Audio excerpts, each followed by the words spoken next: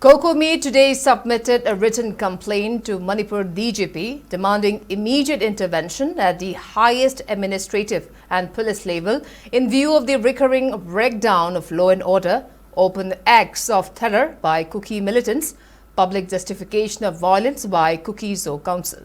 In letter, complaint maintained that the attack at Thorbung area by Kuki militants targeting civilian habitations caused widespread fear and terror, posed direct threat to life and property, and clearly demonstrated organized, premeditated and militarized intent. It stated that the attack is a part of a continuing pattern of armed aggressions in the region that exposes persistent security failures and the inability to neutralize armed groups operating with impunity. On the other hand, Cocomi also maintained that the public justification and the moral endorsement of armed violence by senior leader of Kuki-Zo Council, Zinza Walzong, crosses the threshold between protected speech and criminal incitement, and further embolden armed groups and undermine authority in the state.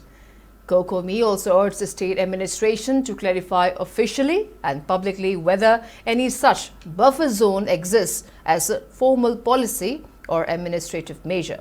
In the complaint, Cocomi demanded immediate registration of FIRs, transfer of investigation to a senior level or special investigation team, legal action against public incitement and justification of terror by Kuki-Zo Council,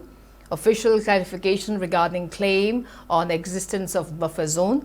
immediate security reinforcement and domination of vulnerable areas including Thorbung and other vulnerable areas in the state, and to issue a report on action taken by authority to restore public confidence.